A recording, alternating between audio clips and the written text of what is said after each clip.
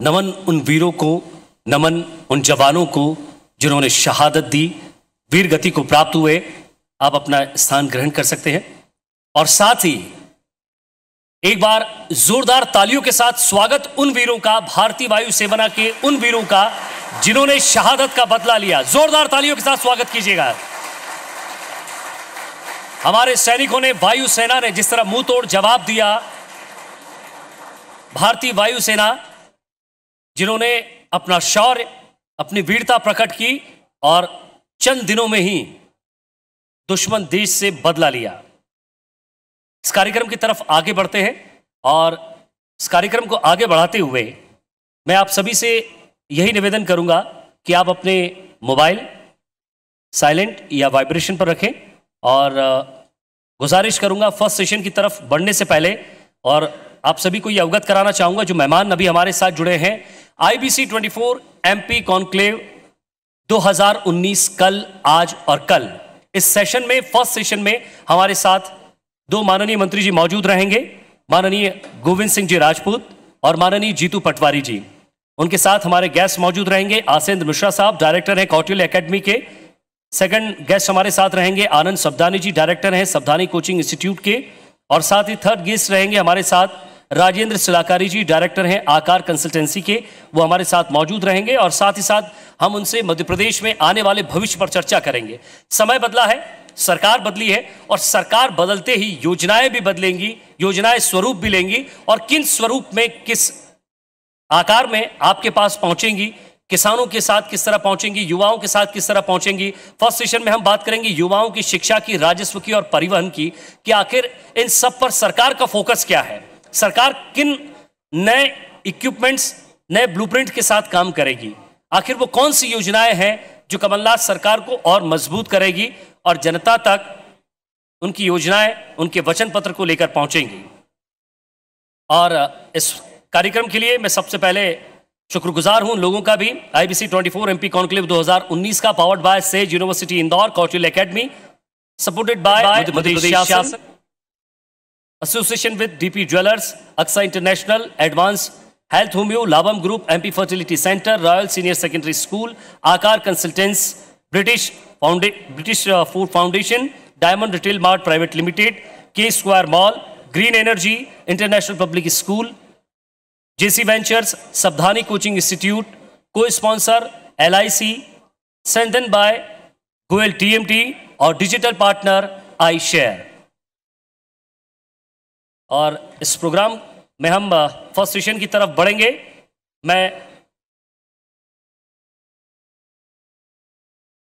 इस प्रोग्राम के first session की तरफ मैं बढ़ रहा हूं और फर्स्ट सेशन की तरफ मैं बुलाना चाहूंगा माननीय राजस्व एवं परिवहन मंत्री गोविंद सिंह जी राजपूत मंच पर आए।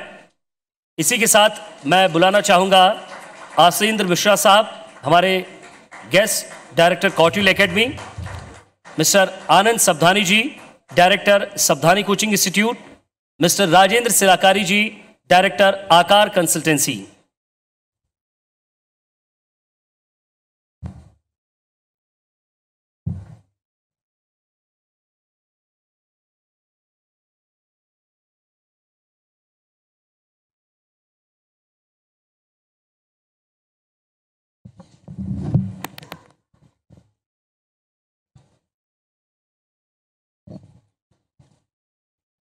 एक बार इस माननीय मंच का जोरदार तालियों के साथ स्वागत कर दें और हम प्रोग्राम की तरफ आगे बढ़ते हैं और साथ ही शुरुआत करेंगे मध्य प्रदेश की उन संभावनाओं को लेकर, सीमाओं को लेकर, जिसमें मंत्री जी अपने डिपार्टमेंट के साथ काम कर रहे हैं।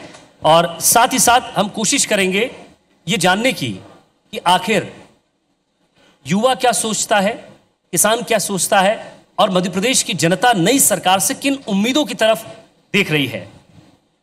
गोविंद सिंह जी राजपूत जी, इस कॉन्क्लेव में मेरा पहला सवाल आपसे कि प्रदेश की योजनाओं को धरातल बनाने के लिए दो महत्वपूर्ण विभाग आपके पास हैं। इन दोनों महत्वपूर्ण विभाग, राजस्व विभाग और परिवहन विभाग, इसको लेकर क्या कार्य योजना आने वाले साल के लिए आप तैयार कर रहे हैं?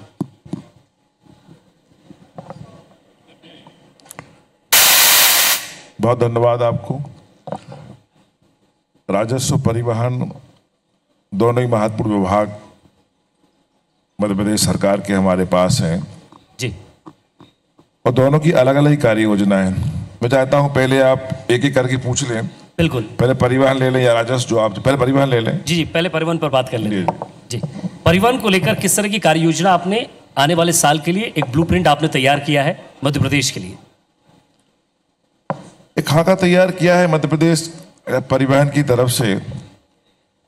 परिवहन विभाग में बहुत सारी, अभी आपने देखा हो कुछ दिन पहले मैंने बसों की चेकिंग की। जी। स्कूल बसें हो या वाल्वो हो, चार्टर्ड बसें हो, जी, इस सबको लेकर एक अभी मैंने जो चेकिंग के दौरान पाया जी, कि बहुत सारे एक्सीडेंट होते हैं। बसों का बहुत ज्यादा कंपटीशन होता है। भागने के चक्कर में, सवारी के चक्कर में वो लोग, परमिट की जो नीति हमारी है जी, अभी फ्री फॉर ऑल परमिट है, कभी भी ले लो। एक नई परमिट नीति भी जो हमारे वचन पत्र में थी जी, उसको हम बनाने वाले हैं जल्दी, कि एक बस का टाइमिंग हो कि एक बस दूसरी बस में कम से कम 15 मिनट का अंतर हो, ताकि वो उनमें रेसिंग ना हो, सवारियां भरने के चक्कर में वो एक दूसरे की होड़ ना करें, परिवहन व्यवस्था तो उससे नुकसान ना हो। जी। दूसरा, आपने जो कहा है खाका तैयार किया हुआ है, एक क्वेश्चन आपका है सर। जी बिल्कुल। बसों में एक जीपीएस सिस्टम हम लाने वाले हैं। फिटनेस सेंटर स्कूल बस के लिए, या हम स्कूल बस के लिए, अभी हम स्कूल बस पे फोकस कर रहे हैं कि स्कूल बस में हम देखते हैं कि जो एक इंदौर में हमारी घटना हुई, बिल्कुल, पिछले साल एक घटना राजगढ़ में हुई थी, तो स्कूल बस में कोई बड़ी दुर्घटना ना घटे।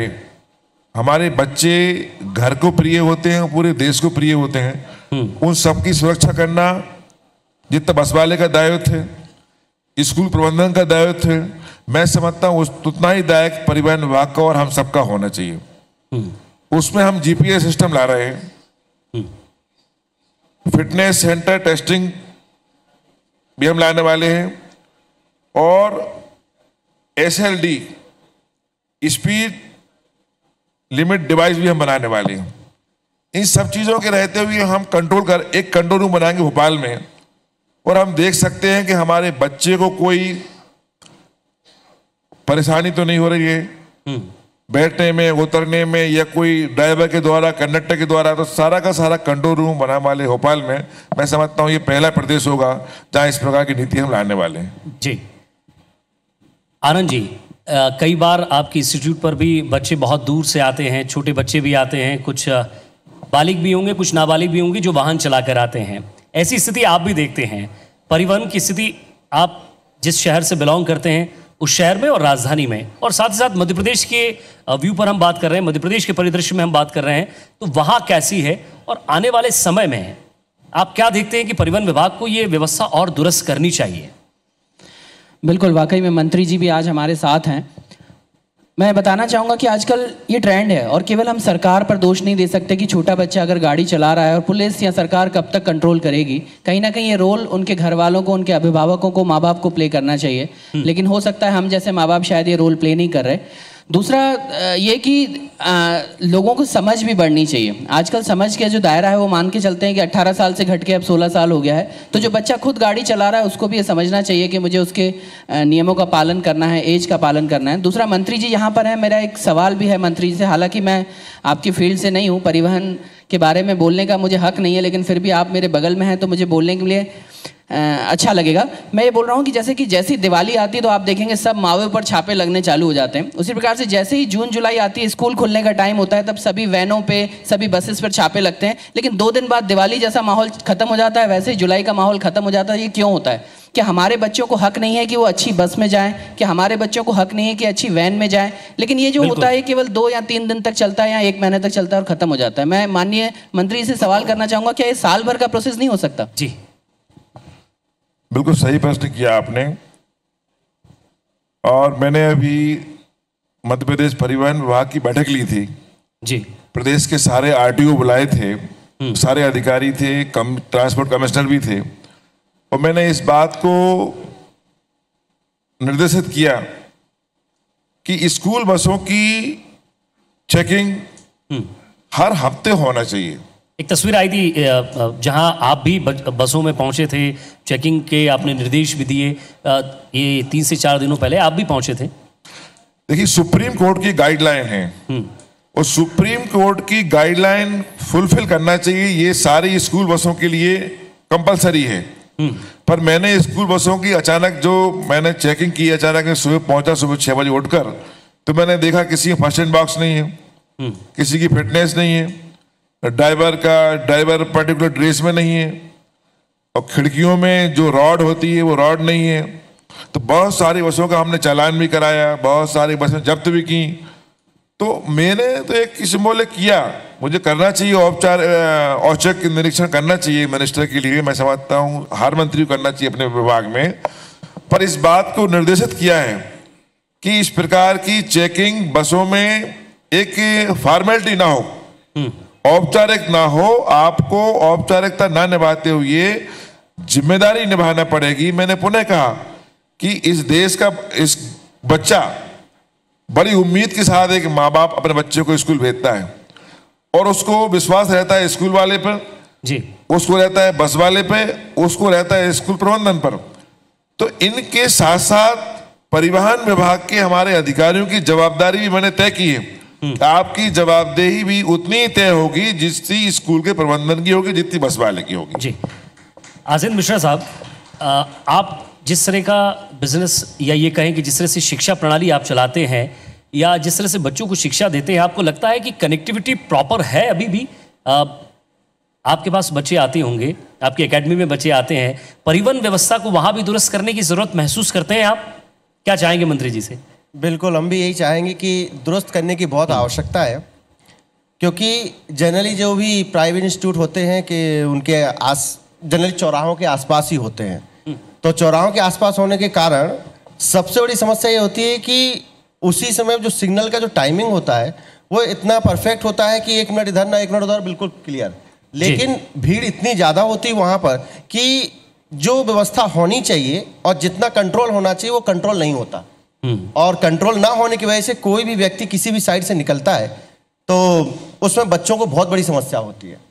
तो थोड़ा सा कंट्रोल करने की भी जरूरत है, वहां पर सिस्टम बनाने की जरूरत है। सिटी कनेक्टिविटी आप चाहते हैं कि सिटी कनेक्टिविटी बढ़ी हुई है, या इसमें और भी आपको लगता है कि सिटी कनेक्टिविटी अभी प्रॉपर है या नहीं? बढ़ानी चाहिए और बच्चों के लिए विशेष सुविधा देना चाहिए, जिससे कि छात्र कम बजट में बहुत आसानी से अपने शिक्षण संस्था तक पहुंच सके। माननीय मंत्री जी। हाँ, देखिए, बिल्कुल सही कहा आपने। मैं पुनः कहना चाहता हूं कि मैं खुद जो देखता हूं जी, आपने कहा बैठने की व्यवस्था, तो स्कूल की बस में अगर कैपेसिटी 14 लोगों की है तो बैठ जाते हैं 16 लोग, बैठते हैं 20 लोग। ट्रैफिक की बात आपने की, तो ट्रैफिक हमारे होम विभाग में आता है, वो होम मिनिस्ट्री में आता है। पर फिर भी होम हो या परिवहन, गृह हो या परिवहन, हम सबकी सामूहिक जवाबदेही बनती है, और जो सुझाव आपने दिए उस पर अमल किया जाएगा। मैं समझता हूँ बहुत सारे सुझाव तो अच्छा हुए संवाद के इससे मुझे मिल जाएंगे जी। मैं भी यहाँ से अभी मैं आगे बैठ के लिख ही रहा था कि क्या क्या मुझे बोलना चाहिए, मैं कोई लिख के नहीं लाया हूँ। मुझे लगा कि बहुत सारे सुझाव हमारे दोस्त दे रहे थे, तो जो आप सुझाव देंगे उन पर परिवहन मंत्री के नाते मेरी जिम्मेदारी बनती है कि मैं इसको पूर्णतः अमल करूं। जी। माननीय मंत्री जी, पीपीपी मॉडल पर आपके विभाग ने क्या तैयारी की है? आगे क्या खाका खींचते हैं आप पीपीपी मॉडल का? मैंने आपसे कहा कि अभी जो जीपीएस सिस्टम है या जो फिटनेस सेंटर बना रहे हैं, जीपीएस सेंटर, फिटनेस सेंटर और ड्राइविंग टेस्ट सेंटर, इन तीनों ये बड़े काम हैं। इनको हम पीपीपी मॉडल पर ही मतलब लॉन्च करने जा रहे हैं। साथ ही साथ अगर बात करें, एक ऐसा विभाग, एक राजस्व विभाग भी आपके पास है, और मैं समझता हूं कि परिवहन विभाग एक अच्छा खासा रेवेन्यू देता है। तो रेवेन्यू के लिए, रेवेन्यू जनरेट करने के लिए परिवहन विभाग से आप क्या कोशिशें कर रहे हैं? रेवेन्यू विभाग, हमारे परिवहन विभाग से करीब 3000 करोड़ रेवेन्यू हम लोग साल में देते हैं जी, और करीब 2000 करोड़ रेवेन्यू तो हमने इस बार दे दी है। और जितनी आवश्यक है उस रेवेन्यू की आवश्यकता के अनुरूप हम विभाग को दें भी और अनावश्यक परेशानी भी ना हो, इन दोनों का तालमेल बनाकर हम रेवेन्यू की व्यवस्था करने जा रहे हैं। जी, जिलाधिकारी साहब, आपको लगता है कि परिवहन विभाग को अभी और मैच्योर होने की ज़रूरत है? क्योंकि जिस तरह से हम इंटरसिटी और इंटर स्टेट की बात कर रहे हैं, व्यापार जब हम बढ़ाने की बात करते हैं, शहरों पर जिस तरह से हम निर्भर रहते हैं, और शहर कितना बेहतर होता है यह आपसे अच्छा हम नहीं समझ सकते, क्योंकि एक डेवलप और एक मजबूत सिटी आप डिज़ाइन करते हैं। क्या सोचते हैं कि एक अच्छी सिटी के लिए परिवहन कितना मजबूत होता है?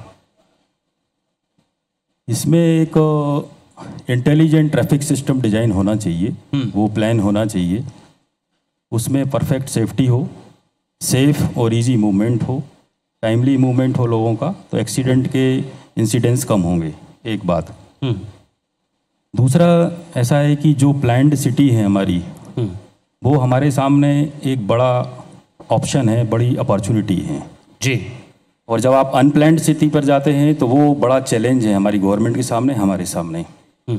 आज हम शहरों में वही फेस कर रहे हैं, अनप्लान्ड सिटी का एक पूरा सिनेरियो, चाहे भोपाल हो, इंदौर हो, चाहे सागर हो।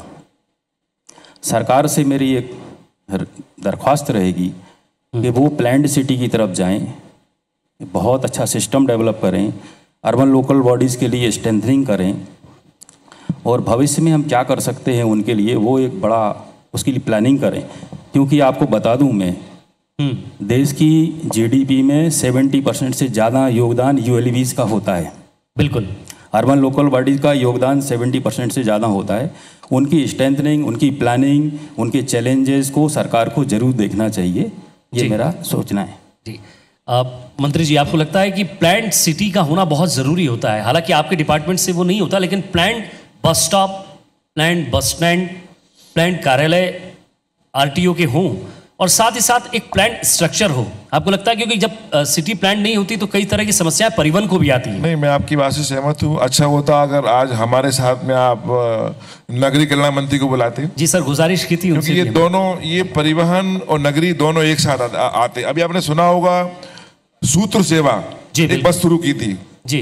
वो सूत्र सेवा की बस थी सिर्फ बड़े महानगरों के लिए, भोपाल, इंदौर, ग्वालियर, जबलपुर, पर उसके बाद में सूत्र सेवा को हम लोगों ने आगे बढ़ा दिया जी। अब कनेक्टिविटी कर दी कि वो एक शहर से दूसरे शहर को जोड़ रही है। तो बहुत सारी चीजें हैं जिनमें सुधारने की आवश्यकता है, हम लोग सुधार कर रहे हैं। सुधार की आवश्यकता है। एक महत्वपूर्ण बात यह भी कि सारे काम ऑनलाइन कब कर पाएगा परिवहन विभाग? एक बहुत बड़ी समस्या है ऑनलाइन को लेकर, क्योंकि चाहे वो लाइसेंस हो, चाहे वो परमिट हो, इसको लेकर एक बड़ी समस्या रहती है।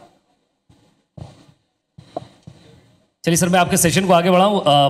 माननीय मंत्री जीतू पटवारी जी हमारे बीच मौजूद हैं, मैं स्वागत करता हूं। एक बार जोरदार तालियों के साथ स्वागत करें आप उनका। माननीय मंत्री जी मंच ग्रहण करें। नमस्कार भाई जी। खेल, युवा कल्याण और उच्च शिक्षा विभाग आप संभालते हैं, और मंत्री जी मैं आपसे दरख्वास्त करूंगा कि एक सवाल, अब जब जीतू पटवारी जी आ चुके हैं और जितने ऊर्जावान वो दिख रहे हैं, और साथ ही साथ एक ऊर्जावान डिपार्टमेंट उनके पास है युवाओं का, माननीय मंत्री जी हमने एक ऐसा कार्यक्रम रखा जिसमें आपके डिपार्टमेंट से युवा क्या सोचता है, युवा के लिए आपकी डिपार्टमेंट की क्या प्लानिंग है, उच्च शिक्षा को लेकर, कॉलेजेस को लेकर, फीस स्ट्रक्चर को लेकर, एक एक कर हम बात करेंगे। सबसे पहले तो आने वाले साल के लिए आपके डिपार्टमेंट की क्या भूमिका आपने तय की है उच्च शिक्षा विभाग को लेकर? मैं पहले तो ये लेट आया इसके लिए क्षमा प्रार्थी हूँ, और हमारे मध्य प्रदेश के एक अग्रणी भूमिका निभाने वाले, अच्छी और सच्ची खबरें देने वाले एक संस्थान में अपने आप को आकर गौरवान्वित महसूस करता हूँ।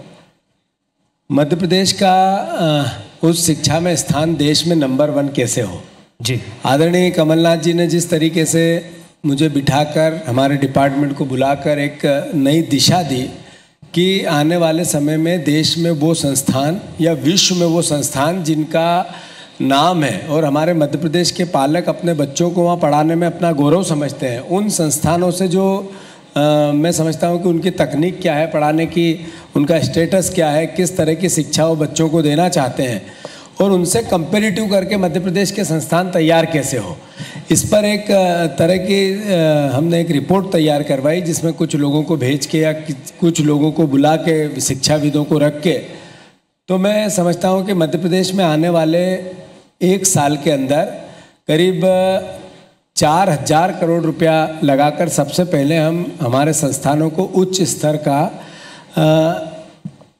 तकनीक से जोड़ने के लिए या व्यवस्था से जोड़ने के लिए, जैसे स्मार्ट क्लासेस बनानी है, स्मार्ट लाइब्रेरीज बनानी है, स्मार्ट लैब्स बनानी है, इस पर 4,000 करोड़ रुपया खर्च करना है।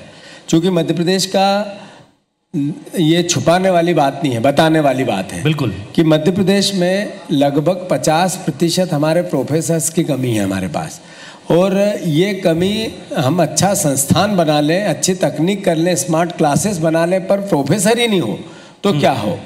तो सबसे पहले हमने कोशिश की कि प्रोफेसर्स की कमी को पूरी कैसे करें, इसमें इस आने वाले वर्ष में हम इसकी कोशिश में हैं कि हम कंप्लीट करें। फिर दूसरा, करीब 7 लाख बच्चे मध्य प्रदेश में हमारे संस्थानों के उच्च शिक्षा विभाग के सेक्टर के साथ अपना एजुकेशन पूरा करते हैं। बिल्कुल। तो मध्य प्रदेश सरकार ने एक योजना बनाई कि बच्चियों को मुफ्त शिक्षा दें, जिससे हायर एजुकेशन का लेवल बच्चों के पार्ट पे हम बढ़ाएं।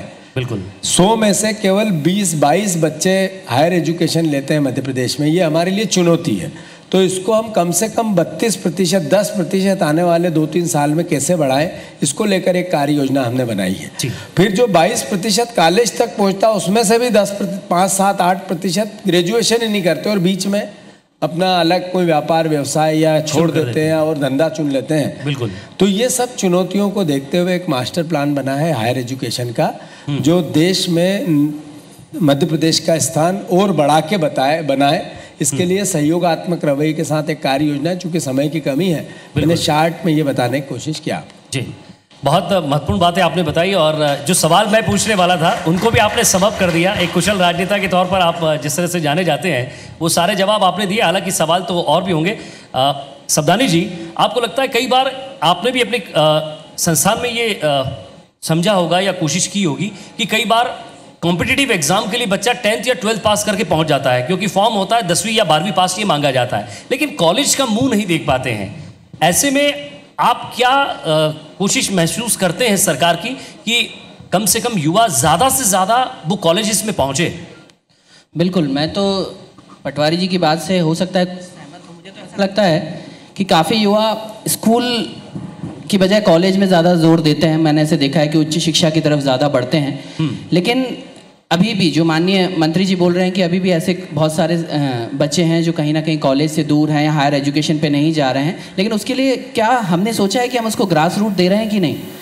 बड़ी विडंबना है मंत्री जी, आपका आकर्षण चाहूँगा कि बड़ी विडंबना है मध्य प्रदेश की कि आज यहाँ पर सरकारी स्कूल में बच्चा प्रवेश लेना नहीं चाहता, लेकिन जैसे ही बात सरकारी कॉलेज की होती है तो लोग लाइन लगा के क्यों खड़े हो जाते हैं? ये बहुत बड़ा प्रश्न है। बहुत बड़ी बात ये। इस पर सर मैं आपका पटवारी साहब आपका मैं ध्यान चाहूँगा, और शायद इस सवाल का जवाब भी चाहूँगा कि इसको लेकर गवर्नमेंट क्या एक्शन बना रही है, ये क्या ब्लूप्रिंट तैयार कर रही है? ये सच्चाई है। एक और प्रश्न मैं भाई साहब को बताना चाहूँगा, हो सकता है क्योंकि ये सच्चाई है कि मध्य प्रदेश शासन से कांग्रेस लगभग 15 साल बाद आई है मध्य प्रदेश शासन में, और मुझे बड़ा अच्छा लग रहा है। एक बार जोरदार तालियां दोनों मंत्रियों जी के लिए होना चाहिए, क्योंकि कुछ देर पहले तालियों में कमी रख रही है, जोरदार तालियां बजा दीजिए। तो पुराने मंत्रियों को भी देखते थे जी, पुराने मंत्री जो थे वो सुनने को तैयार नहीं होते थे, लेकिन ये अच्छा लगा मुझे गोविंद जी की बात से कि इन्होंने खुद बोला कि हम नए हैं, हम अभी आए हैं, हमें बल्कि सीखना है, आप लोगों के सुझाव से हम कुछ ना कुछ सीखेंगे। मेरे ख्याल से बहुत अच्छी बात लगी। और अभी माननीय पटवारी जी ने भी एक और बात बोली कि कहीं ना कहीं लोग हायर एजुकेशन के लिए मध्य प्रदेश को नहीं चुन रहे हैं, बाहर जा रहे हैं। बहुत बड़ी चुनौती है कि हायर एजुकेशन के लिए प्लस रोजगार के लिए, ये माननीय पुराने जो मुख्यमंत्री थे उन्होंने भी स्पष्ट किया था कि अभी भी शिक्षा के क्षेत्र में और रोजगार के क्षेत्र में बहुत काम करना बाकी है। जी नहीं, 2 बातें, 2 प्रश्न निकल के आए। आपने कहा जितना स्कूल के लिए प्रयास करती है सरकार, समाज, उतना कॉलेज को लेके या हायर एजुकेशन को लेके या ग्रेजुएशन करे बच्चे ये क्यों नहीं करते? जी, मेरा मानना ऐसा है कि आज की जो शिक्षा है वो रोजगार मुखी शिक्षा, जो पहली ज़रूरत है कि डिमांड क्या है और हम सप्लाई क्या कर रहे हैं। तो हम सब जो डिमांड है उसके आधार पे अगर प्रोडक्ट तैयार नहीं करेंगे तो नेचुरल है कि फिर लोग उसके बीच में रास्ते ढूंढेंगे। तो आज का एजुकेशन रोजगार मुखी है कि नहीं है? आज बच्चा ग्रेजुएट हो जाता है, उसका लाभ नहीं होता उसको रोजगार को लेके, तो फिर वो उतनी आलसी करता है, उसमें प्रायोरिटी नहीं देता है। तो सवाल ये है कि आपका एजुकेशन सिस्टम ऐसा हो जो रोजगार तक लेके बच्चे को लेके जाए, तो परिवार के लोग भी उस पर थोड़ा सा, मैं समझता हूँ कि गंभीरता आएगी।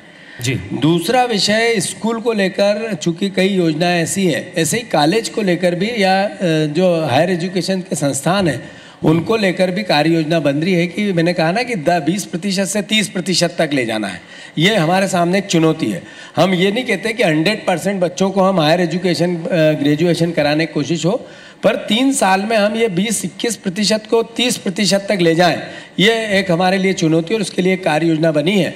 उसको लेकर कई मैं समझता हूँ मध्य प्रदेश की सरकार और आदरणीय कमलनाथ जी, चूँकि वो भी सौभाग्य की बात है ये कि कमलनाथ जी भी एजुकेशन का उनके मन में बहुत एक अपनत्व है और उसको लेकर वो कई सालों से काम करते हैं। तो वो मुझे कई बार गाइडेंस भी करते हैं और हमने एक, मैंने कहा कार्य योजना समय नहीं होता पर नहीं बता, पर आप हमारी कोशिश पूरी है। अब ये कोई कल्पना कर सकता है कि 5000 क्लासेस पूरे मध्य प्रदेश में स्मार्ट क्लासेस बनेगी। Smart classes means I board हो जाए या पेड पे प्लानिंग हो जाए, पेन और कॉपी और चाक एक तरफ होके स्मार्ट क्लास नहीं होती। बिल्कुल। स्मार्ट क्लास में इसके अलावा भी एक प्रोफेसर, अगर प्रोफेसर्स की कमी है तो भोपाल में जिस विषय का प्रोफेसर अच्छा है, जिसके लेक्चर बच्चे सुनना चाहते हैं, हम दे सकते हैं, तो पूरे मध्य प्रदेश की क्लासों को वो कैसे रन कर सकता है। इस तरह की तकनीक आने वाले 1-1.25 साल में बनाने की हमने प्रोग्रामिंग की और इसके लिए बजट का प्रोविज़न किया है।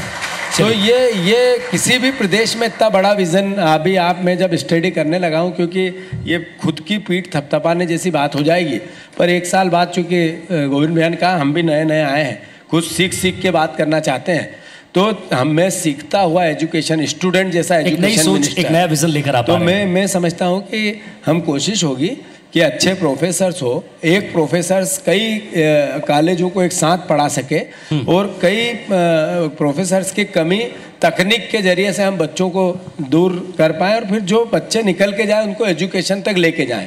कोर्सेस ऐसे बनाएं जो सप्लाई, जिनकी डिमांड है वैसे कोर्सेज डेवलप करें। इस पे सब पे एक साथ काम चल रहा है। सिलाकारी साहब, ये मैं समझता हूँ कि आपके डिपार्टमेंट से भी या आपके बिजनेस से भी जुड़ा हुआ नज़र आता है, क्योंकि जब स्मार्ट क्लासेस की बात होगी, जब कॉलेजेस बनने की बात होगी, जब स्कूल्स तैयार होने की बात होगी, जब हायर एजुकेशन के लिए रिसर्च सेंटर बनने की बात होगी, तब आपकी बात सर्वप्रथम होगी। क्या आप देखते हैं कि इस तरफ एक प्लान कॉलेजेस हों, प्लान जो रिसर्च सेंटर हो, उसके लिए क्या सोचती है सरकार, कैसा होना चाहिए? एक्चुअली मुझे ऐसा लगता है, मैं सोचता हूँ ऐसा है, सही नहीं है मालूम नहीं, एक विजन डॉक्यूमेंट तैयार होना चाहिए। मुझे उसकी कमी दिखती है जी, कि आज मान लीजिए 2 लाख विद्यार्थी हैं जी, तो 2025 में कितने विद्यार्थी होंगे, उनके लिए आपके पास कॉलेजेस हैं कि नहीं है। आपने जो सब्दानी जी ने जो मुद्दा उठाया था कि प्राइवेट कॉलेजेस में कम जाते हैं बच्चे, गवर्नमेंट कॉलेज में ज़्यादा जाते हैं, उसका कारण बिल्कुल सिंपल है, अच्छी फैकल्टी है और कम खर्चीली है, दोनों चीज़ें हैं। तो सरकार का एक विज़न होना चाहिए कि हमारे पास आज से 10 साल बाद कितने बच्चे रहेंगे और आज कितने बच्चे हैं, उनके लिए क्या हम प्रोफेसर दे पा रहे हैं, क्या फैकल्टी दे पा रहे हैं, बच्चों के लिए क्या कॉलेजेस हैं। हमारे यहाँ शहर में ऐसी प्रॉब्लम है कि बच्चों के लिए प्रॉपर कॉलेज बिल्डिंग है ही नहीं। आपने एक बहुत अच्छी बात कही, मुझे बहुत संतोष हुआ सुनकर, एक प्लानर हूँ मैं, कि हम स्मार्ट क्लासेस चालू कर रहे हैं और जो भोपाल के या कहीं किसी और विश्वविद्यालय के बहुत ही प्रतिष्ठित प्रोफेसर हैं, काबिल प्रोफेसर हैं, वो सारे प्रदेश के बच्चों के लिए टीच करेंगे। बहुत अच्छी बात है ये मध्य प्रदेश के लिए जो पढ़ने वाले बच्चे उनके लिए बहुत अच्छा होगा। तो एक विजन डॉक्यूमेंट जरूर तैयार करवाएं मंत्री जी, तो बहुत अच्छा होगा। प्लान्ड वे में हम चलें। कमलनाथ जी बहुत ही इंटेलिजेंट हैं, बहुत सक्षम व्यक्ति हैं और अच्छी टीम तैयार की है।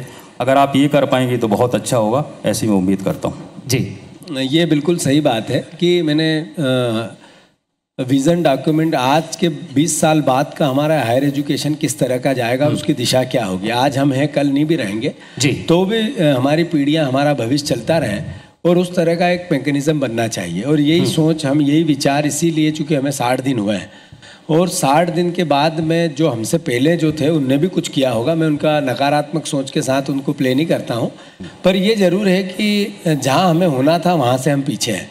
जिस तरीके से हमें विचार करना था उस विचार को हम वहाँ तक लेके नहीं जा पाए। पर अब कोशिश होगी। मैं चूँकि फिर समय कम रहा इसलिए अभी से पीठ थपाना ठीक नहीं, पर आने वाले 1 साल बाद जब हम चर्चा करेंगे तो हायर एजुकेशन का स्वरूप बदला हुआ मिलेगा। चलिए, हायर एजुकेशन का स्वरूप बदलेगा और ये भी हम पर बात करेंगे। मैं आसिफ मिश्रा साहब आपके पास आऊँगा, लेकिन उससे पहले माननीय मंत्री जी गोविंद सिंह जी राजपूत साहब, आपका और पटवारी साहब का, आप कहेंगे कि शायद जलप नहीं होता डिपार्टमेंट, लेकिन होता है। परिवहन विभाग आप देखते हैं और कॉलेजेस में, चाहे वो सरकारी कॉलेज हो या प्राइवेट कॉलेज हो, बसें वहाँ होती हैं, कंडम बसें होती हैं। और आपने कहा कि हम स्कूल बस के लिए काम कर रहे हैं, तो क्या वो कॉलेज बस के लिए भी काम करेगा? कैसे? और आप दोनों अपने विभाग को कैसे तालमेल से काम करेंगे? क्योंकि कई बार स्कूल कॉलेज की बसें या कॉलेज की जब बसें होती है तो कई बार हम बच्चों के एक्सीडेंट्स की खबर सुनते हैं। ऐसी खबरें ना सुनने को मिले, क्या दोनों डिपार्टमेंट आपस में बात कर रहे हैं इस चीज़ को लेकर? देखिए, अभी हमारी उच्च शिक्षा विभाग से बात तो नहीं हुई है, पर अभी मैं सुन रहा था, कोई बीच में ये बात आई थी कि हमारे शायद किसी सज्जन ने कहा कि छोटे बच्चे भी गाड़ी चलाना शुरू कर देते हैं। तो मैंने स्कूल शिक्षा विभाग से टाइप किया है कि 9th और 10th में उसको ट्रैफिक के नियम की जानकारी दी जाए। बिल्कुल। बच्चा हमारा जब 12th में होता है तो मैं समझता हूँ वो छोटी बाइक चलाना शुरू कर देता है। उसको पता होना चाहिए कि हेलमेट लगाना है, बाएं चलिए, ये जो भी ट्रैफिक के नियम हैं, वो नियमों के लिए हमारी कोशिश है कि हम महीने में 2 बार स्कूल में हमारे विभाग के कर्मचारियों को भेजकर उसको ट्रैफिक के नियमों की जानकारी दें, ताकि वो स्कूल से ही उसको आभास हो और जानकारी हो कि हमको इन नियमों का पालन करना है ताकि हम सुरक्षित रहें। जहां तक हायर एजुकेशन की बात है, तो बस की बात जहां तक है, तो सुप्रीम कोर्ट की गाइडलाइन सब पर लागू होती है। वो गाइडलाइन स्कूल बसों पर भी है और वो गाइडलाइन उच्च शिक्षा विभाग की बसों पर भी है। बिल्कुल। तो उस गाइडलाइन को फॉलो करना पड़ेगा और करना चाहिए, ये हमारा सोचना है। मतलब आप हिचकिचाएंगे नहीं अगर कोई स्कूल की या कॉलेज की बस हो, तो आप कार्रवाई करने से हिचकिचाएंगे नहीं? मैंने उस दिन चेकिंग की थी, कुछ दिन स्कूल की बसें में थी और कॉलेज की बस भी थी जी। तो मैं समझता हूँ नियम सबके लिए और सुरक्षा सबके लिए जी। और विभाग का दायित्व होना चाहिए कि दोनों ही, किसी विभाग की बसें हों, उनको पूरा का पूरा उनकी चेकिंग करना। मैं पटवारी जी आपका एक इस पर रिएक्शन चाहूँगा। क्या इस चीज़ को लेकर आपने कॉलेजेस के साथ कोई मीटिंग करने वाले हैं, बैठक करने वाले हैं, या कोई बसेस को लेकर? क्योंकि कई बार आपने देखा होगा ट्रैफिक की बड़ी समस्या रहती है और फिर यही कह दिया जाता है कि परिवहन विभाग का ये काम है या ये ट्रैफिक विभाग का काम है, वो देखे, पर ये गृह विभाग देखे इसको।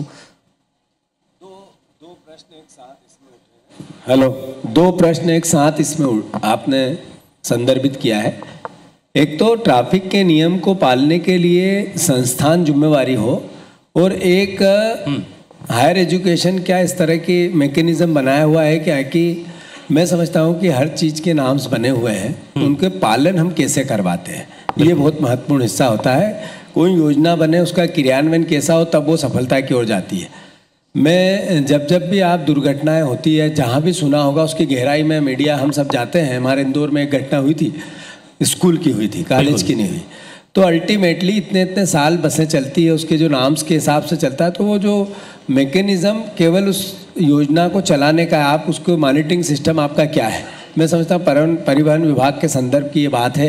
हम तो अपने निर्देश समय समय पे देते ही हैं और वो ईयरली दिए जाते हैं, हर साल रिन्यू होते हैं। कुछ नई चीज़ें, नई तकनीक आती है तो उसमें सबमिट करके भी आगे बढ़ता है।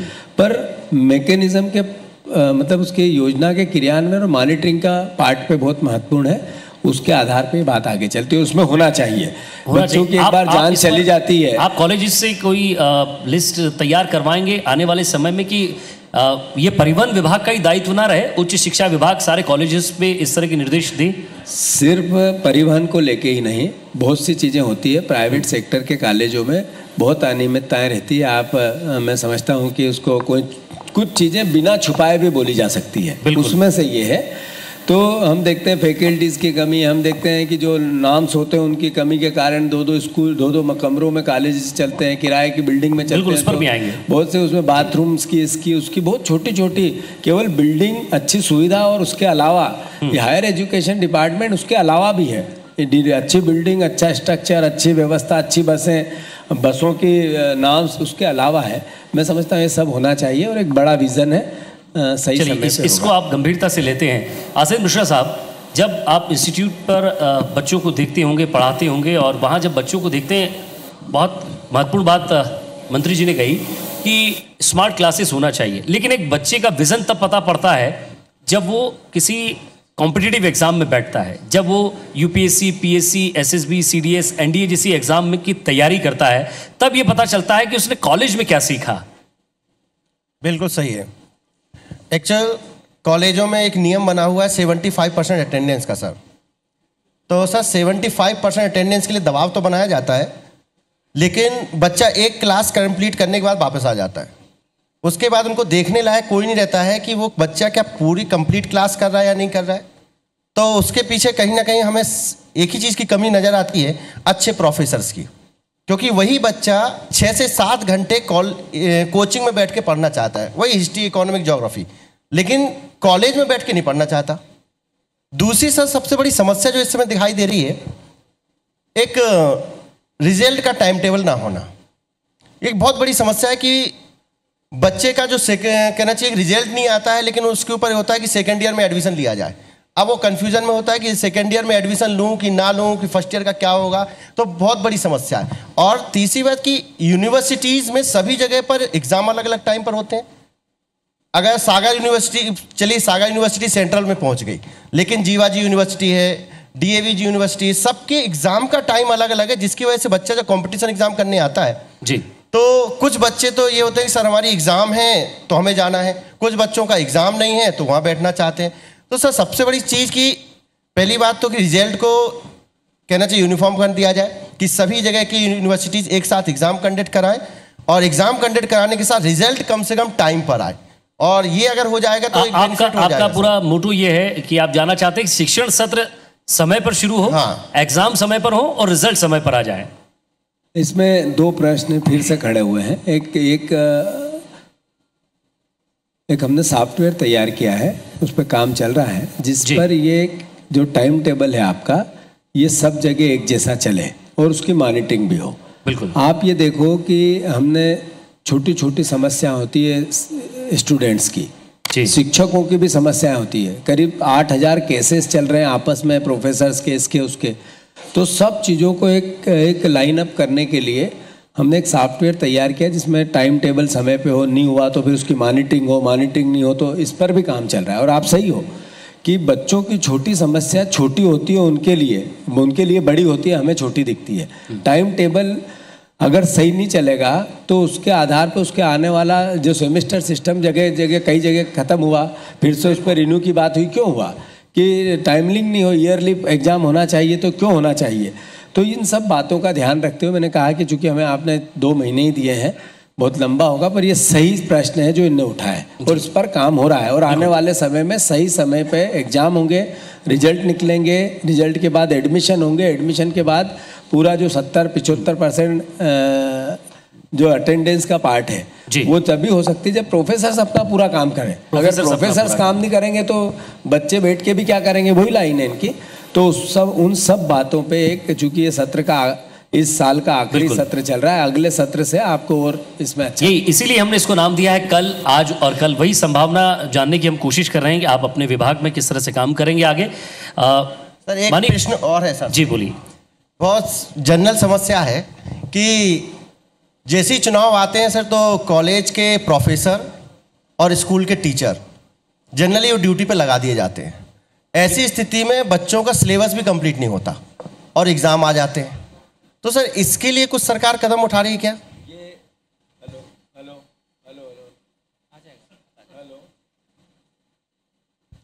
हेलो, ये बिल्कुल सही है, पर ये देश हम सबका है और ये देश में लोकतंत्र की सेवा के लिए भी हमें ही लोगों को लगना है। क्योंकि इतना बड़ा महाअभियान चलता है, एक तरह का इतना बड़ा पर्व चलता है कि ये है समस्या, इसको रोक नहीं सकते हैं। और इस पर कई बार सवाल उठते हैं, हम भी जब सरकारों में जो लोग रहते हैं वो किसी पार्टी का वो भी उठाता है। शिक्षक और एजुकेशन के अलावा जितने काम करेगा बच्चे पे और क्लासेस पे और स्कूल पे असर आएगा, वो चाहे स्कूली शिक्षा हो चाहे हायर एजुकेशन हो। तो ये जटिल समस्या पर हम कहें कल ही सुधर जाएगी, ये भी संभव नहीं है। पर इसमें धीरे धीरे एक सुधारवादी दृष्टिकोण से काम होगा, क्योंकि आने वाले समय में तो आप घर बैठे भी वोट डालने की प्रोसेस आएगी जब टीचर की आवश्यकता ही नहीं होगी जी। तो बहुत बातें ऐसी होगी जो समय के साथ अपना काम करेगी। ये समस्या है पर इसका समाधान अभी नहीं है, जब आएगा जब बताएं। मैं माननीय गोविंद सिंह जी राजपूत जी से सर हम चाहेंगे कि राजस्व की तरफ हम बढ़ें और परिवहन के बाद हम राजस्व की हम बात करें। आप एक सवाल करना चाहते, सिलाकारी साहब आपसे कुछ सवाल करना चाहते हैं। मैं आदरणीय गोविंद सिंह जी से एक क्वेश्चन करना चाहूँगा, छोटी सी बात है। बहुत दिन से हम लोगों के मन में था, हमारा एक वहाँ ऑर्गेनाइजेशन है सागर में, इंजीनियर्स फोरम है, तो एक्सीडेंट को लेके हम लोग बहुत ही तकलीफ़ में रहते हैं, बहुत ही दुखी हो जाते हैं। एक्सीडेंट होते भी हैं तो ऐसे होते हैं, कभी 18 साल का बच्चा है, 25 साल का बच्चा है, 26 साल का बच्चा है, वो इकट्ठे 3-3 लोग 2-2 लोग मोटरसाइकिल पे हैं, एक्सीडेंट हो जाता है, समाप्त हो जाते हैं। अभी हो ये रहा है कि बहुत सारे कारण हैं। हर किसी के लिए बाइक खरीदने के लिए फैसिलिटी है, लोन है, चाहे वो लेबर क्लास के हों, चाहे कैसे भी हों, सक्षम हो नहीं हो, हर कोई खरीद सकता है आज की डेट में, ऐसा हो गया। पढ़े लिखे लोग भी करते हैं। हम जब गाड़ी चलाते हैं तो देखते हैं कि किसी भी गली से निकल आते हैं, मेन रोड पर आ जाते हैं, ना बाएं देखते हैं ना दाएं देखते हैं। उनके बच्चे भी यही कर रहे हैं। तो ये छोटे से लेके बड़े तक की समस्या है और इसका परिणाम जीवन के अंत के रूप में होता है। मैं माननीय मंत्री जी से एक निवेदन करूंगा कि क्या हम काउंसलिंग करवा सकते हैं क्या ऐसे लोगों की जिन्हें हम लाइसेंस देते हैं। अब जैसे दे दिया, जो हो गया सो हो गया, लेकिन काउंसलिंग का एक बड़ा अभियान हम चला सकते हैं कि लोगों को अवेयर करें भाई कि आप जब आप किसी मेन रोड पर आएँ तो बाएं तो देखें कम से कम। आप अगर नेशनल हाईवे पर हैं और कोई ट्रक वाला बस वाला हॉर्न दे रहा है तो आप साइड से हो जाइए। क्या हम ये सब कर सकते हैं? एक बड़ी काउंसलिंग का हम अभियान चलाएं तो अच्छा रहेगा। बहुत अच्छा प्रश्न है आपका। इसमें परिवहन विभाग तो जो कर रहा है तो कर ही रहा है, पर इसमें एक जन जागरूकता की आवश्यकता भी है। मैंने इस बात को बहुत गंभीरता से चिंतन किया और देखा कि एक ड्राइवर जो गांव में एक खेत में ट्रैक्टर चला के ड्राइविंग सीखता है, बिल्कुल, और मैं देखता हूं कि वो 2 महीने बाद बड़ी चार्टर्ड या बालो बस चला रहा है। एक ड्राइवर करीब 40-50 लोगों की जान हाथ में लेके चलता है, और वो ट्रेंड है, अनट्रेंड है, कुशल है, अकुशल है, इसका टेस्ट नहीं होता जी। वो जुगाड़ करके अपना ड्राइवरी लाइसेंस ले लेता है। तो मैंने इस बात को गंभीरता से लिया और मैं अगले ही 2 महीनों में कुछ चिन्हित ड्राइवरों की ड्राइविंग टेस्ट करवाने जा रहा हूं कि वास्तव में वो अगर बालो बस चला रहे हैं या चार्टर्ड बस चला रहे हैं या बड़ी बस चला रहे हैं, स्कूल बस चला रहे हैं, तो वो उसमें फिट हैं कि नहीं। अगर वो फिट नहीं है तो उनके ड्राइविंग लाइसेंस निरस्त किए जाएंगे और इस बात को विशेष ध्यान रखा जाएगा जी कि वो जिस उद्देश्य से उसको ड्राइविंग लाइसेंस दिया गया है, चाहे कमर्शियल हो चाहे लाइट व्हीकल हो, वो उसमें कुशल है कि नहीं। जी, ये हमारे विभाग का दायित्व है और मैं ये करने जा रहा हूं। लेकिन जो इन्होंने कहा उसमें ताली दोनों हाथ से बजती है कि जागरूकता की आवश्यकता भी है। आपने जो कहा उन सब चीजों को दोनों को मिलाकर हमें ऐसा कुछ करने की आवश्यकता है कि हमारे इस प्रकार के हादसों से बचा जा सके। बिल्कुल, और मीडिया की भी भूमिका होती है और हम भी IBC 24 सड़क सुरक्षा सप्ताह चलाता है और बकायदा हम हमेशा अभी सड़क सुरक्षा मुहिम सड़क सुरक्षा सप्ताह हमारा चल रहा है जी, और हम देखते हैं कि हम बहुत सारे ऐड निकालते हैं, विज्ञापन निकालते हैं। आप देखते हैं विज्ञापन आते हैं, एक बाल खराब होने के चक्कर में आदमी हेलमेट नहीं लगाता। बिल्कुल, यही जानकारी और जब से एक्सीडेंट होता है तब चीजें खामियाजा भुगतता है, उस वक्त परिवार ही भुगतता है, घर भुगतता है, हमारा देश भुगतता है। तो इन सब चीज़ों की जागरूकता की आवश्यकता है और मैं समझता हूँ प्रिंट मीडिया, इलेक्ट्रॉनिक मीडिया और हम सब के माध्यम से हम लोगों को जागरूक कर सकते हैं। जी, परिवहन विभाग से रिलेटेड एक क्वेश्चन, इसके बाद हम राजस्व की तरफ बढ़ेंगे। मंत्री जी, सवाल ये परिवहन विभाग का कि दलालों से कब मुक्ति मिलेगी और साथ ही साथ अनफिटनेस वाहन जो लोगों की जान लेते जा रहे हैं और परिवहन विभाग में एक बहुत बड़ा जो ये कहें कि अभिशाप है भ्रष्टाचार, उस पर किस तरह नकेल कसी जाएगी? देखिए, दलाल पद्धति तो बहुत पुरानी है और उसमें धीरे धीरे सुधार हम लोग कर रहे हैं। बिल्कुल, आजकल हर चीज हम लोग ऑनलाइन कर रहे हैं। जब प्रॉपर बहुत सारी चीजें ऑनलाइन हो जाएंगी तो ये दलाल वाला सिस्टम पे थोड़ी बहुत लगाम तो लग जाएगी। दूसरा, अभी हमने कई आरटीओ विभाग में दिखवाया तो आरटीओ ऑफिस में कैश काउंटर नहीं है। कैश काउंटर की आवश्यकता है ताकि कोई व्यक्ति जाए, वो स्वयं पैसे जमा करे और उसको सारी सुविधाएं मिल जाए, तो वो दलाल के चक्कर में पड़ेगा ही नहीं। तो भ्रष्टाचार है, बहुत कुछ अंकुश लगेगा, ऐसा हमारा सोचना है। तो ऑनलाइन हमने बहुत सारी व्यवस्थाएं की हैं, हम और चीजें करने जा रहे हैं और कैश काउंटर खोलने से जो आपका प्रश्न है उसका समाधान मैं समझता हूँ बहुत कुछ हो जाएगा। जी, मेरा एक सजेशन है जी, ये मंत्री जी ने अभी आप लोगों ने ध्यान से सुनी नहीं बात, उन्होंने जो कहा कि हम आने वाले समय में ये एजुकेशन सिस्टम में डिप्लोमा कोर्स लाके बच्चों को ड्राइविंग लाइसेंस मिले, उसके लिए एक ट्रेनिंग का पार्ट रखना चाहते हैं। उन्होंने 11th, 10th और 12th जी, वो जिक्र किया था। अब ऐसा फर्स्ट ईयर, जैसे हमारे हायर एजुकेशन से संबंधित फर्स्ट ईयर में आप 2-3 क्लासों में हायर एजुकेशन के एक डिप्लोमा कोर्स ही बनाओ जिसमें ये ट्रेनिंग का पार्ट पहले ही हो जाए, जो नाम सीखने हैं बच्चे को, और फिर उसका ऑनलाइन जैसे ही आप सबमिट मांगेगा वो, तो आजकल सिस्टम ऐसा ही चल रहा है। तो उन्होंने जो समझाने की कोशिश की वो बेसिक ये है कि इसका कोर्स के जरिए आने वाले समय में ड्राइविंग लाइसेंस बनना चालू होंगे। अपने आप भी समय भी करता है कुछ। तो ये समस्या का समाधान जब होगा, जो दलालों की है या ज़्यादा पैसे की है या लूटपाट की है, फिटनेस के पार्ट पे भी है, तो ये जब होगा जब ऑनलाइन से याद आया कि हमेशा ऑनलाइन में कॉलेजों में बहुत प्रॉब्लम्स रहती है, फीस को लेकर, स्ट्रक्चर को लेकर ऑनलाइन प्रॉब्लम्स बहुत आती है और वो ज़्यादा से ज़्यादा सरकारी कॉलेज में होता है। हमने ये बिल्कुल सही है, मैंने जैसे ही हायर एजुकेशन का काम संभाला, बच्चों को 1000 रुपया तक एक साल में ऑनलाइन पे अपने फॉर्म सबमिट करने के लिए लगते हैं। एडमिशन लेने जाता है तो किसी भी जगह व्यवस्था होती है, वहाँ जाएगा तो 100-200 रुपये नॉर्मल है उसके लिए। तो हमने एक नियम बना दिया है, अब बच्चों से साल भर में सिर्फ 50 रुपया अपने एडमिशन कराते वक्त सरकारी कॉलेज, वहाँ तो जो आपकी अब ग्रेडिंग से होगा, तो एडमिशन तो नंबर से होंगे, कॉलेज बटे हुए हैं कि इतने नंबर तक ये कैटेगरी, इतने नंबर तक ये, तो उसको घर बैठे भी अगर करना है तो एमपी ऑनलाइन को हमने इस बार इसमें सहयोगी बनाया है जी। और सिर्फ 50 रुपया बच्चे से कंपलसरी, कुछ 1 रुपया भी आगे पीछे नहीं जाएगा। और इस 50 रुपये में उसको आखिरी तक पोस्ट ग्रेजुएशन तक काम करना है। और वो जिस समय जो चीज़ लेके आएगा, जिस समय जो चीज़ मांगेगा, मेरी मार्कशीट नहीं मिल रही है, घूम गई है, तो मुझे एप्लीकेशन देने जाना है, तो आप ऑनलाइन अगर करोगे तो वो उसको मिल जाएगी। ये बहुत बड़ी सुविधा हो जाएगी। एक सुविधा बनाने की हमने कोशिश की है। बिल्कुल, जो पोर्टल पे पहले बच्चे जाते थे, मेरे ख्याल है एजुकेशन से जुड़े हुए परिवार के लोग हैं, तो अभी हमने उसको सही करके एमपी ऑनलाइन को इसमें लिया है और अगले सत्र से इस तरह की मूवमेंट से हम काम करेंगे। सिर्फ 50 रुपये में बच्चे को हर फॉर्म सबमिट करने की, निकालने की, 10 एप्लीकेशन लगाने की सब सुविधाएं एक ही बार मिले जी, एक ही जगह मिले जी।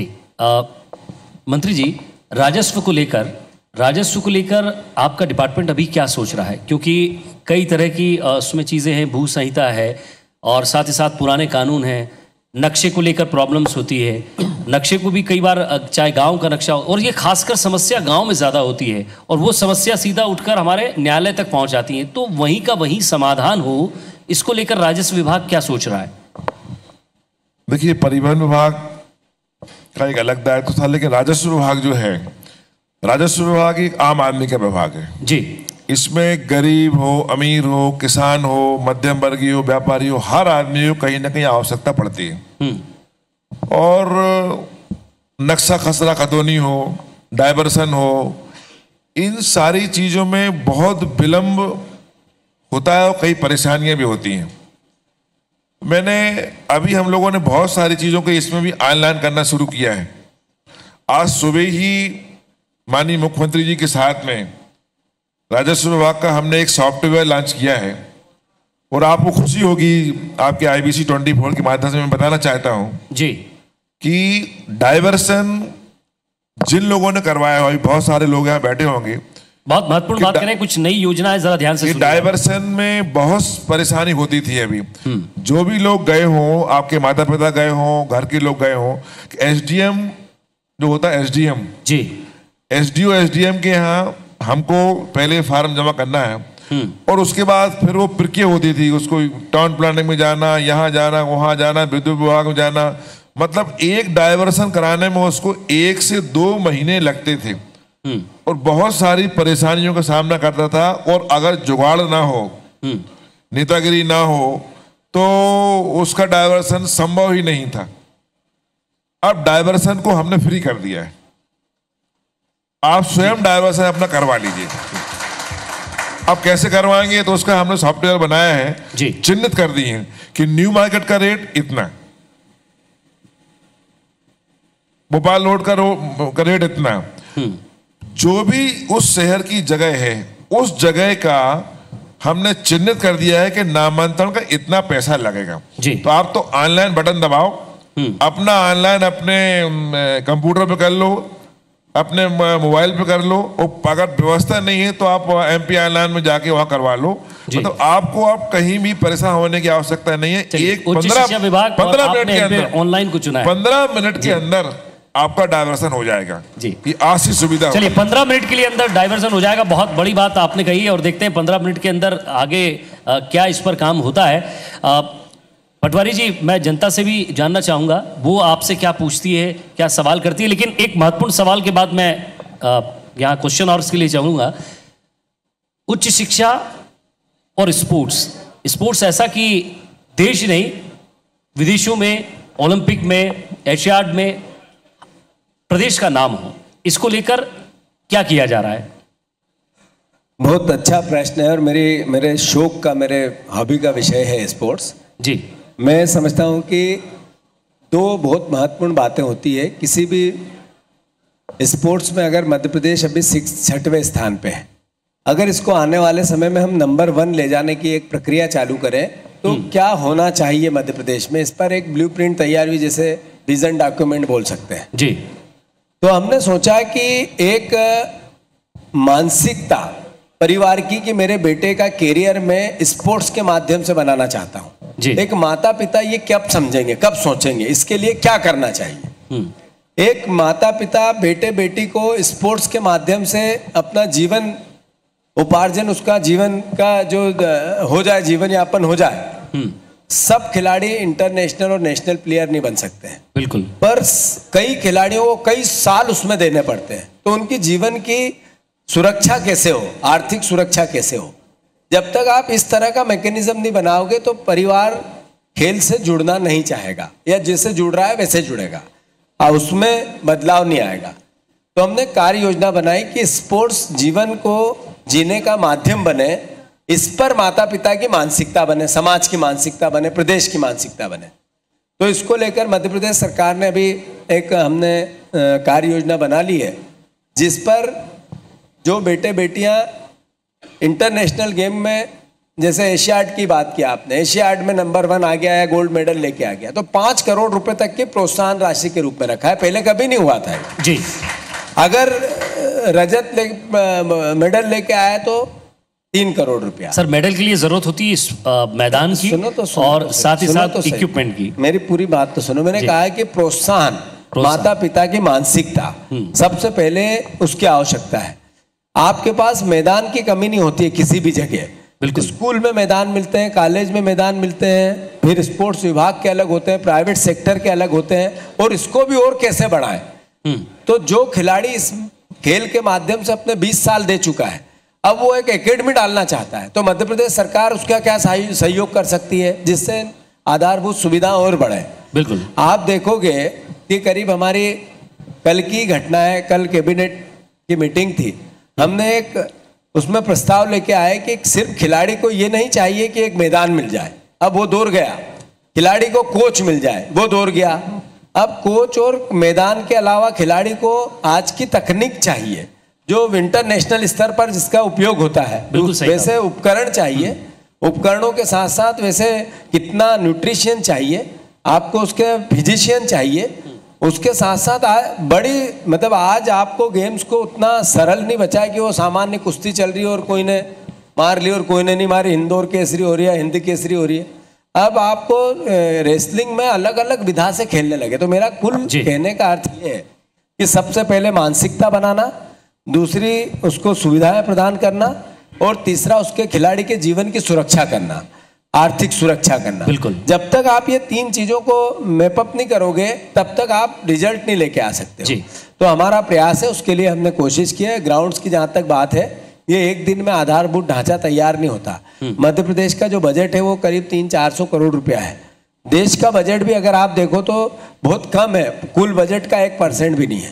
तो चूंकि बजट सिर्फ सरकारी आधारभूत सुविधा दे ऐसा भी नहीं हो सकता है। जो दानदाता, हमने एक और योजना बनाई कि एक आदमी भूखों को खाना खिलाता है और अपने पुण्य कमाता है, किसी इलाज करवाता है कोई संस्था और फिर पुण्य कमाता है।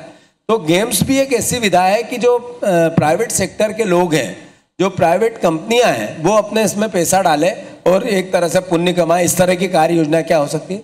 तो इस विधा में भी हम आने वाले समय में देश में, हम अभी 6वें स्थान पे है, अब इसको नंबर 1 लाने की प्रयास करेंगे। एक सवाल सलाहकारी साहब, आप कुछ पूछना चाह रहे थे, उसके बाद हम इंटरेक्शन की तरफ बढ़ेंगे।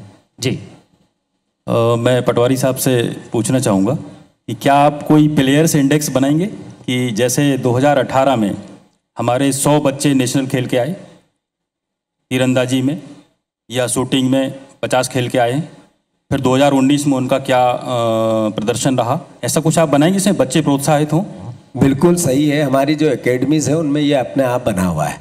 बच्चों को अवसर मिलता है इस बात का कि आपको इतने साल तक अगर आप परफॉर्मेंस नहीं दे पाए तो फिर आपको उसमें हम बाहर और अंदर करते हैं। मतलब एकेडमीज में रखना है, बच्चे को नहीं रखना है। तो क्लियर इंडेक्स तो बनते ही हैं, बनाना ही चाहिए। अगर आप जब तक perform based result based work नहीं हो सकता है जब तक आप इंडेक्स नहीं बनाएंगे। दूसरा, मैं समझता हूँ कि अभी जितने वो गेम्स जिसमें अपने आप वातावरण बना हुआ है मध्य प्रदेश में, उनको पुश करने की आवश्यकता है। तो मध्य प्रदेश सरकार उस ओर भी देखना चाहती है। तो अभी आप रोज अखबारों में देखते होंगे, पहले से हमारा स्केल बढ़ता जा रहा है और आने वाले समय में और बढ़ेगा। वो सार्वजनिक हो तो बहुत अच्छा रहेगा इंडेक्स, अगर सार्वजनिक हो तो लोगों को पता चलेगा। नहीं, बिल्कुल सही है। गेम्स एक ऐसी विधा है सर, पहले में ऋषि मुनि अपने शरीर को तपाते थे और वो उनको भगवान ईश्वर कुछ ईश्वरी ताकतें देता था। आज के युग का ऋषि मुनि यही शरीर खिलाड़ी तपाते हैं अपने शरीर को। तो इनके लिए तो इतनी पवित्रता चाहिए, जैसा आप कह रहे हैं, हर क्षेत्र में हर स्केल पे ईमानदारी हो। मैं समझता हूँ कि वो चाहे चयन में हो, चाहे आर्थिक संसाधन में हो, चाहे उनको सुविधाएं देने में हो, चाहे उनके जीवन की रक्षा आर्थिक रूप से सुरक्षा करने में हो, हम वैसा सोचते हैं और वैसा ही कर रहे हैं। चलिए, हमारे सहयोगी भी आप लोगों के बीच हैं और मैं चाहूँगा कि हमारे सहयोगी आप लोगों से सवाल पूछ लें और आम जनता के बीच जाएं, और जो भी सवाल आप लोगों के हों वो आने वाले समय के लिए, कि आने वाले समय में आपकी किसी भी डिपार्टमेंट को लेकर क्या रूपरेखा है। जीतू पटवारी जी से एक प्रश्न और सुझाव भी है। मैं खुद स्टार्टअप चलाता हूँ, इंजीनियर हूँ मैं, और मैं भाजपा सरकार में इंजीनियर बन गया था और यहाँ स्टार्टअप कर रहा हूँ। मेरा आपको एक सुझाव है, क्योंकि अभी तक जितना समझ में आ रहा था कि हर चीज़ ऑनलाइन करने पे हम भी फोकस हैं, ट्रांसपेरेंसी बनी रहे, ऑनलाइन बनी रहे, पर अभी जो उपभोक्ता है जिसको करना है वो इतना एजुकेटेड नहीं है। वो फिर कैफ़े पे जाता है, फिर वो काउंसलिंग के लिए लिस्टिंग करवाता है और कैफ़े वाला वो कॉलेज भर देता है जो कॉलेज उसको पैसे देता है। तो मेरा एक सुझाव है कि जो इंजीनियर पीछे वाली सरकार में बन गए और नौकरियों से वंचित हो गए किसी कारण से, उनको एक सेमी गवर्नमेंट ऐसा सेटअप बना दिया जाए जिसकी गवर्नमेंट की मॉनिटरिंग और वो कैफे जैसे सिस्टम्स ऑपरेट करें और आपकी योजनाओं वहीं काम हो। एमपी ऑनलाइन का काम एमपी ऑनलाइन सेंटर जैसे होते ही हैं, ऐसे आप बाकी जो इंजीनियर अभी बने हैं पिछली सरकारों में, ऐसे लोगों को इकट्ठा करके छोटे छोटे गाँव में सेटअप लगाइए और आपकी योजनाओं का काम वहाँ हो, तो गवर्नमेंट उसकी मॉनिटरिंग प्रॉपर कर पाएगी। सवाल जो है वो, वरना बहुत लंबा सवाल हो जाएगा। ये सुझाव अच्छा है, इसमें से सवाल क्या है?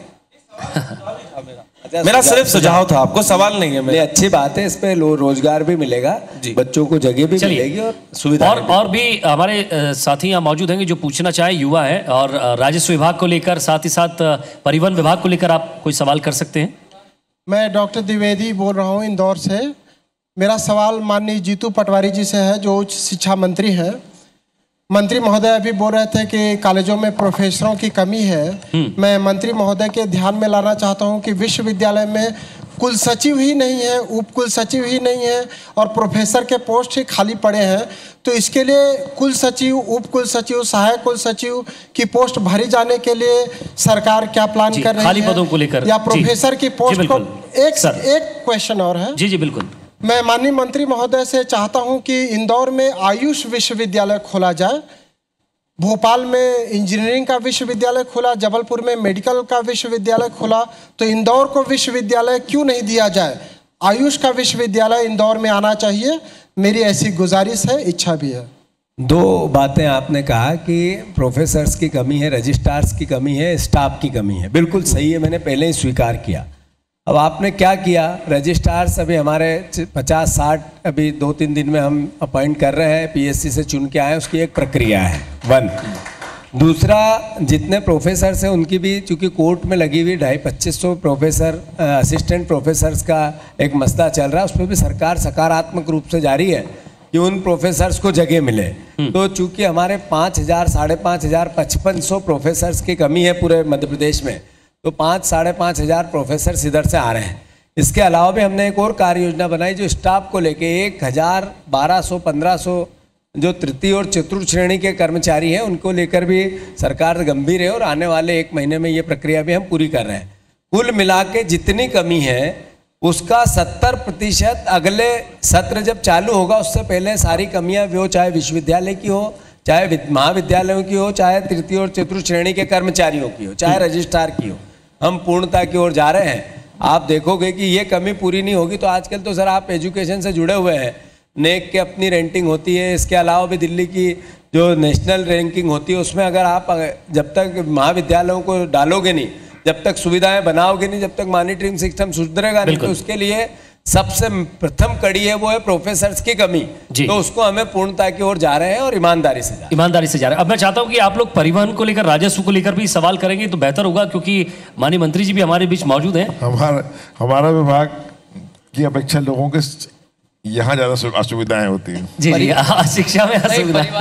परिवहन से एक सवाल है, परिवहन ऐसा है, इसका एक कारण और हो सकता है। जी परिवहन दो मंत्री बैठाए हैं आपने। बिल्कुल। एक मंत्री ऐसा है जो जनता की नजर में दिखता है कि is a very perfect man, ये सब कर लेगा, उससे कुछ नहीं पूछ रहे हैं और मुझे मेरा लगता है कि ये कमजोर है, नया दूल्हा है। ऐसा भी हो सकता है कि मैंने जैसा कहा कि मैं स्टूडेंट जैसा एजुकेशन मिनिस्टर हूँ, तो चूंकि जनता की जिज्ञासा है कि कहीं गलत हाथों में तो कमान नहीं है, ये भी एक बात हो सकती है। चलिए परिवहन को लेकर कोई सवाल आ रहा है, परिवहन को लेकर सवाल आ रहा है। जी अजय पाटीदार हूँ भोपाल से। परिवहन से मेरा एक सवाल यह है, पिछली सरकार से भी मेरी एक शिकायत थी, आपसे भी मेरी एक शिकायत है कि मध्य प्रदेश के जितने भी शासकीय वाहन हैं, क्या वो सुप्रीम कोर्ट की गाइडलाइन या मोटर व्हीकल एक्ट की गाइडलाइन के दायरे में नहीं आते हैं?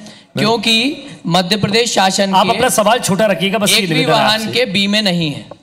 क्या बोला जी, आप अपना सवाल दोहरा दीजिए। मध्य प्रदेश शासन के एक भी वाहन के बीमे नहीं है। क्या सुप्रीम कोर्ट की गाइडलाइन और मोटर व्हीकल एक्ट की जो गाइडलाइन है उसके तहत शासकीय वाहन के बीमे होने नहीं चाहिए? शासकीय वाहन के बीमे को लेकर बातचीत हो रही, क्या शासकीय वाहन के बीमे होंगे? शासकीय वाहन की बीमे, शासकीय वाहन का बीमा, इंश्योरेंस, उनकी पॉलिसीज वगैरह। देखिए, शासकीय वाहन की बीमा की पॉलिसी अलग है और सुप्रीम कोर्ट की गाइडलाइंस जो है ना, वो बसों में क्या क्या चीजें होना चाहिए वाहन में, खास करके स्कूल बसों की गाइडलाइन अलग है। चलिए आप सर, मैं उत्तर, आपका सवाल हो गया, आप बैठ जाइए। राजस्व को लेकर किसी के मन में सवाल है तो वो पूछ सकता है। राजस्व को लेकर किसी के मन में कोई सवाल हो तो नई सरकार है, आप आगे भविष्य की संभावना पूछ सकते हैं, क्योंकि अभी काम करने के लिए पूरा 5 साल है। जी, यहाँ पर सवाल राजस्व मंत्री जी से भी है जी। और उच्च शिक्षा मंत्री जी से भी एक सवाल कर लीजिए सर, कोई भी। तो वो संयुक्त सवाल है तो वो जुड़ा हुआ रहेगा। ज्योतिष तो सभी कोई जानता है और मानता भी है, और मैं चाहता हूं कि राजस्व मंत्री जी ये जो कर्क रेखा निकली है यहाँ से, यहाँ पर एक अच्छा एक वैधशाला का निर्माण करा दें, ताकि सारे ज्योतिषी लोग वहाँ पर अपना एक उच्च शिक्षा के तहत कुछ निर्माण हो जाए।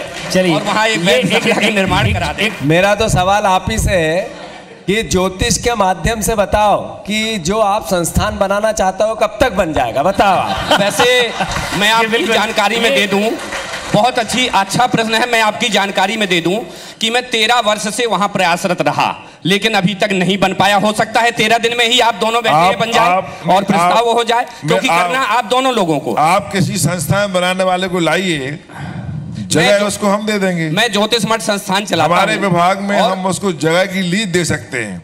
अगर नियमानुसार होगी तो उसको हम जगह देने की तैयारी कर सकते हैं।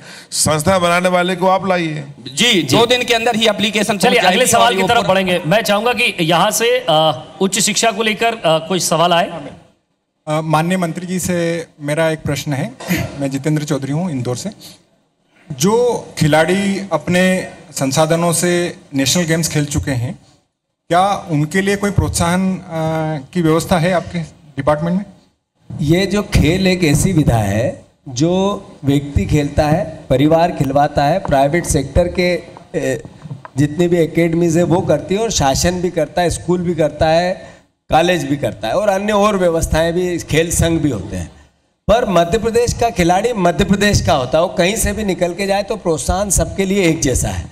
हमने ये अकल्पनीय है कि 5 करोड़ रुपया एक जीतने वाले गोल्ड मेडलिस्ट को मिलेंगे, पर सिर्फ नेशनल जितनी भी प्रतियोगिता, इंटरनेशनल प्रतियोगिता जाने वाले को भी पैसे, हमने प्रोत्साहन राशि 1 करोड़ रुपए रखी है। ये अद्भुत है, ये कोई सोच ही नहीं सकता, भले मेडल नहीं लाए, पर अगर वो चला गया इंटरनेशनल गेम्स में, उसके नाम्स बने हुए हैं, नेशनल प्लेयर जितने भी मध्य प्रदेश से खेलते हैं वो गोल्ड मेडल लेके भी नहीं आएगा, केवल उसने पार्टिसिपेशन किया तो भी 1 लाख रुपया।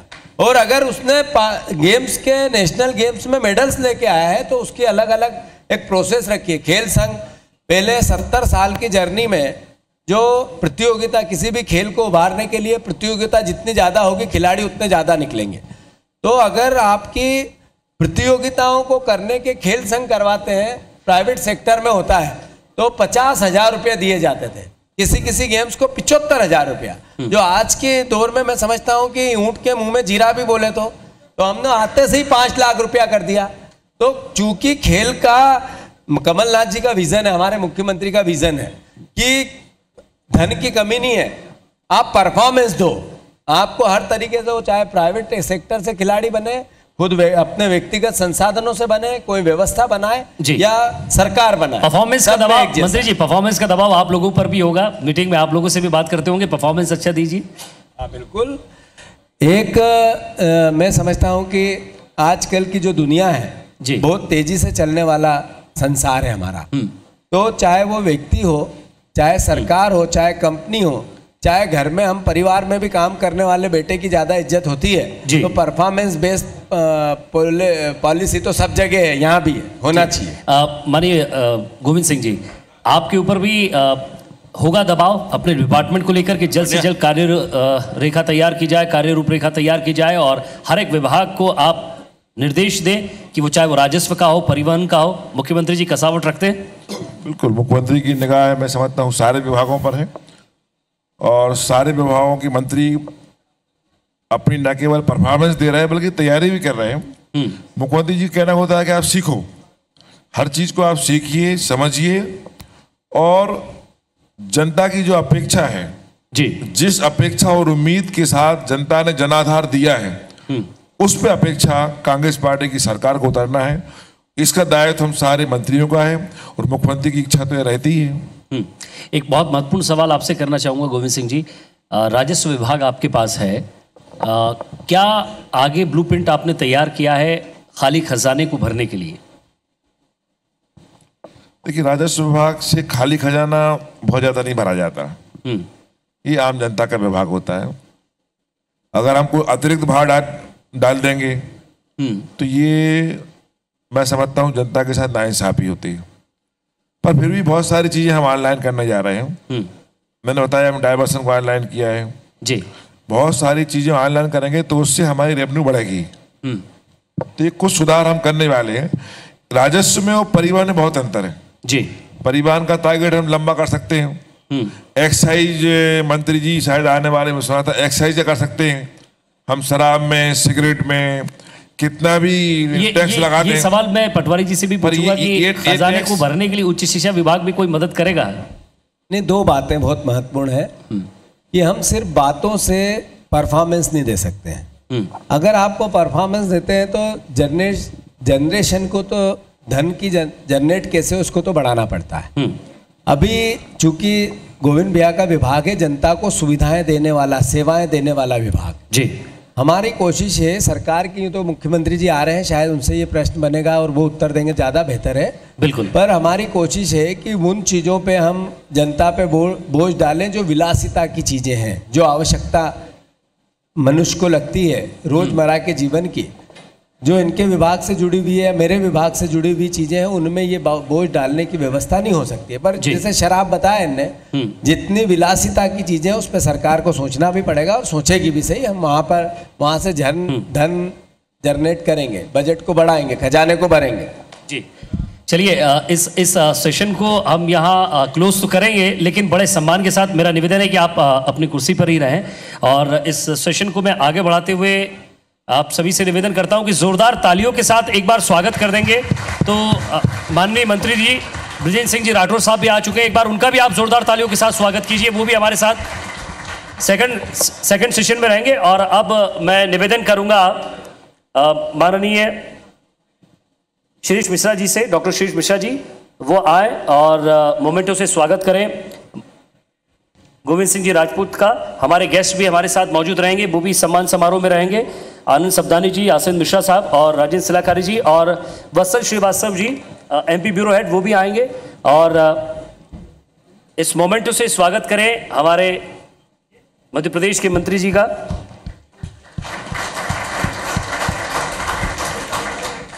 और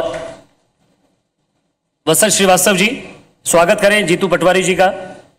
मोमेंटो देकर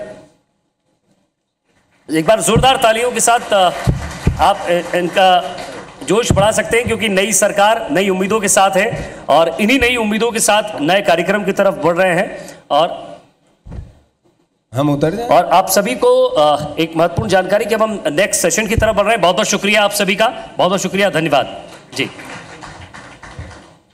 और एक बार फिर से मैं अपने इस कार्यक्रम को आगे बढ़ाते हुए चलूंगा।